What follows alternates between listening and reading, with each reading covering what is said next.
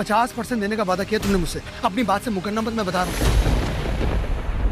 तुम्हारी तलाक तो पक्की।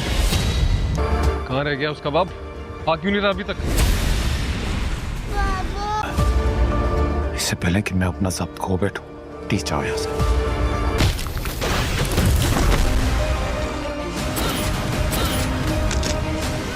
देखो, तुमने वादा किया था कि मेरी बेटी को खराश भी नहीं आएगी।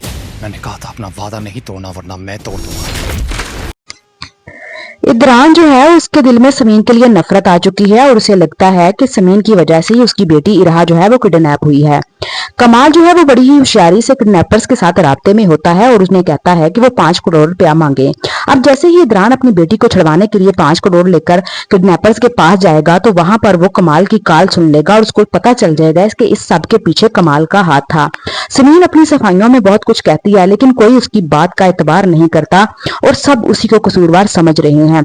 इदरान किडनैपर से यही बात करेगा कि तुम लोगों को मैंने कहा था कि मेरी बेटी को हाथ नहीं लगाना, लेकिन तुमने मेरी बेटी को मारा है।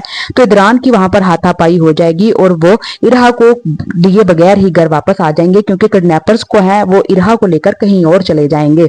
अब शाजर भी इरहा की किडनैपिंग में इन्वॉल्व हो चुका है और जैसे ही इदरान को यह पता चलेगा कि शाजर वही है जिसके साथ समीन की पहले मंगनी हो चुकी थी तो वो समीन को घर से ही निकाल देगा और उसको डिवोर्स देने तक की बात करेगा। मारिया को अपना रास्ता साफ नजर आएगा और उसे लगता है होगा कि अब वो इदरान के साथ शादी कर सकती है क्योंकि समीन भी घर से निकल जाएगी और शहला जो है वो उसका कमाल का चेहरा अभी तक नहीं पहचान पाएगी और उसे अभी तक कमाल के बारे में कोई भी बात जो है वो नहीं पता चलेगी। कमाल बड़ी ही होशियारी से सब कुछ करवा रहा है और उन लोगों के भी साथ खड़ा है कि किसी को उस पर शक भी ना हो और होता भी नहीं है और कमाल जो है वो भी इस कॉल के बाद पकड़ा जाएगा।